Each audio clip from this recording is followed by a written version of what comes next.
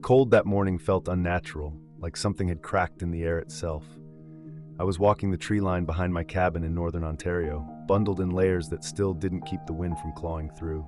That's when I saw her, a small, trembling tabby curled into herself beside a frozen creek, eyes barely open, steam rising weakly from her body. And then, the crow, perched not 3 feet away, calling out, not at me, but for help. I didn't know it yet, but this rescue wouldn't just test my limits. It would change everything between Mara and me. I crouched down slowly, my boots cracking the frost-hardened ground beneath me. Clove, though I didn't know her name yet, looked up with wide, glassy eyes. She didn't move. Her fur was so matted with ice and dirt that I wasn't sure where her legs began. I reached into my coat pocket and pulled out the emergency heating pad I always carried, more out of habit than hope. As I slid it beneath her tiny frame, the crow wren flapped once, sharply, and hopped closer. That's when it hit me. She wasn't just watching, she was guarding. Wren cawed again, not with fear but urgency. It was like she understood this moment mattered. I whispered to the cat, inching her into my arms. She barely weighed anything, bones and breath, but she didn't resist. That scared me more than if she'd tried to scratch. By the time I turned back toward the trail, Mara's truck was rumbling down the dirt road. She leapt out before the wheels even stopped, eyes locked on Clove. "She's freezing. Get her in the blanket now," she barked, grabbing the emergency kit. That's always been Mara. Fast to act, never second-guessing. I glanced at Wren once more. She hadn't moved, just stood there in the snow like she was making sure we didn't screw this up. Clove whimpered softly in the blanket. I felt something knot in my chest. We weren't just rescuing a cat. We were walking into something strange, and maybe something we couldn't undo. The cabin was never meant for animals, but that didn't stop us. The moment we stepped inside, the air hit us like a wall, thick with wood smoke, damp wool, and the faint scent of pine sap clinging to my clothes. Mara had already cleared a space near the fireplace, laying out old quilts and a shallow cardboard box padded with rags. I placed Clove gently onto the warmth, and she let out a sound, half sigh, half rasp, that twisted something in me I hadn't expected. Her eyes fluttered, but she didn't retreat or growl. She just accepted. And somehow, that was worse. Mara didn't speak at first. She moved with mechanical focus, unwrapping syringes, warming broth with shaking hands, her face taut with the kind of worry that sits deeper than panic. Meanwhile, Wren had followed us. Not into the cabin, but she perched just outside the frosted window frame, her feathers puffed against the cold, her sharp eyes tracking every movement like some quiet overseer. The wind outside rose in a slow howl, and still she stayed, unbothered, unwavering. We barely noticed Dagger at first. He appeared later that night, drawn to the smell of food and the faint whimper of Clove. Scarred, ragged, and tense as coiled wire, he lingered at the edge of the tree line, his presence setting Luma, Mara's dog, on edge. But Mara, impulsive as ever, wanted to bring him in too. I wasn't so sure. One cat was already too many unknowns. Two might tear open something neither of us was ready to face. It was barely past midnight when Clove began to convulse. I dozed off on the floor next to her, wrapped in a blanket with my back against the fire-warmed stone. The sound jolted me, short, sharp gasps, almost too faint to register at first, but unmistakable. I scrambled forward as her body seized in the box, her limbs twitching erratically, eyes fluttering in some tortured rhythm of pain or memory. Mara was up in seconds, barefoot on the cold floorboards, cursing under her breath as she knelt beside me, fumbling for the emergency dropper. Neither of us had seen the signs. We'd assumed it was exhaustion, cold, maybe mild malnutrition. But this was something deeper. Neurotic tremors, maybe trauma-induced, or worse. Mara's hands shook as she measured the dose. I steadied her wrist, and for the first time she looked at me. Not with blame, but with a hollow kind of fear I didn't know she carried. Outside, Wren let out a low, almost mournful sound. Not her usual high calls, but something rougher, broken. I looked out the window and caught her shadow in the moonlight, still watching, wings tight to her body like she felt it too. Then came the sound that shattered the night. Luma barking, wild and guttural. Dagger had returned, not timid this time, but bold, stepping into the edge of the clearing. Eyes locked not on the food or the firelight, but on Clove. And there was blood on his fur that hadn't been there before. Mara moved fast. She always did. But this time, her hands betrayed her. The dropper spilled a little liquid down Clove's cheek, and she swore under her breath, wiping it gently with her sleeve. I tried to stay calm, tried to remind her this wasn't her fault, that Clove had been too fragile from the start. But she didn't hear me. Or maybe she did and chose not to respond. Her silence felt heavier than the room itself. I stepped outside to clear my head, snow crunching beneath my boots as I approached the edge of the tree line where Dagger had stood just minutes before. He was gone now, leaving behind only a faint trail of paw prints and a single smear of red in the snow that hadn't yet frozen. I had no idea where the blood came from or who it belonged to. Wren fluttered down from the rafters above the porch, landing silently near my feet. She cocked her head, watching me with a look that felt uncomfortably close to understanding. I found myself talking to her like I would to an old friend, asking what the hell we'd gotten ourselves into, why everything felt so wrong so fast. She only blinked, then looked back toward the cabin, as if reminding me that whatever this was, it wasn't over. When I returned inside, Mara didn't look up.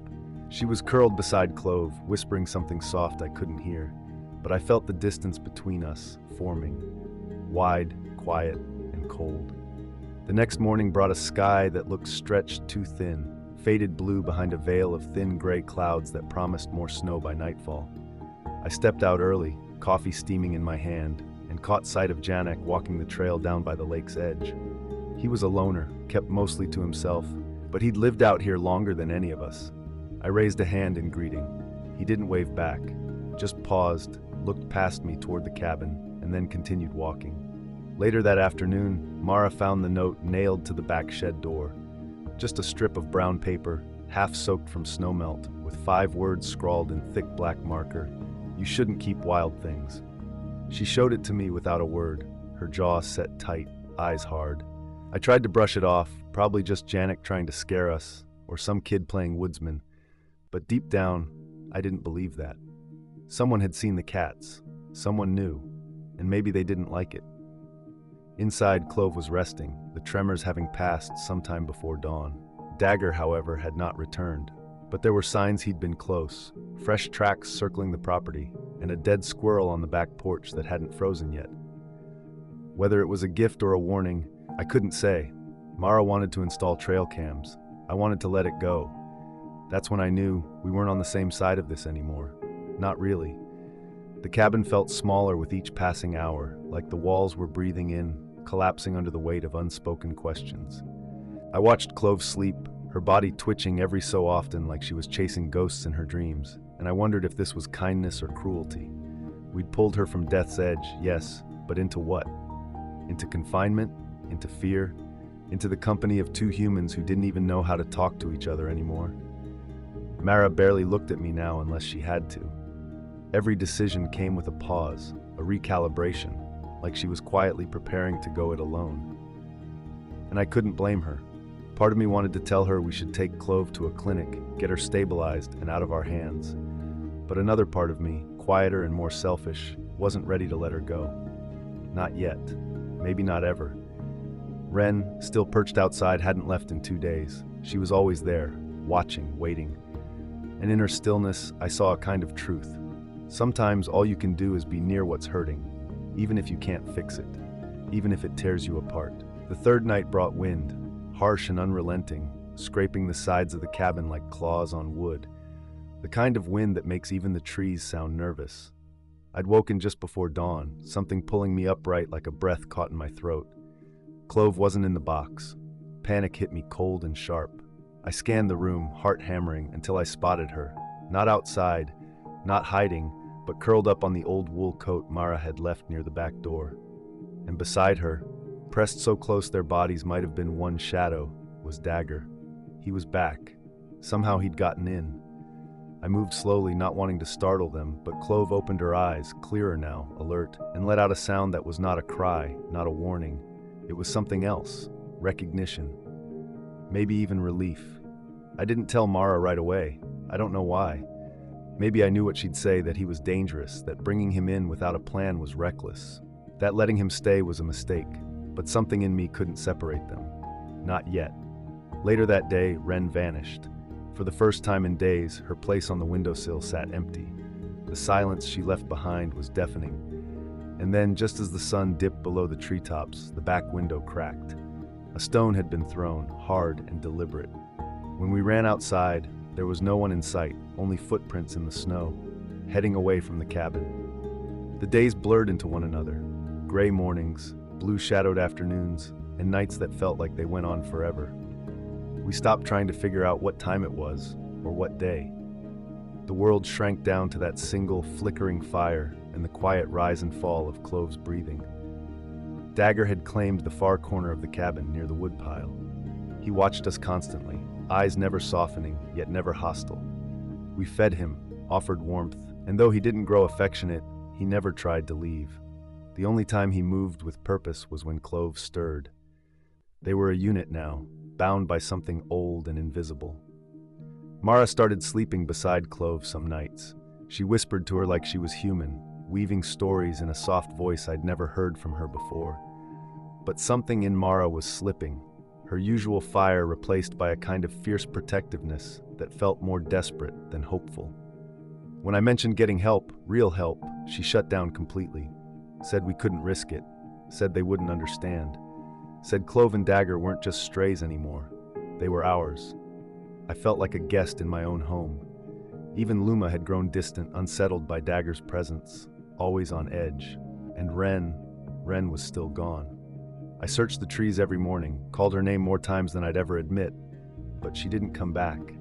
And with her absence, it felt like whatever invisible thread had held us all together was starting to fray.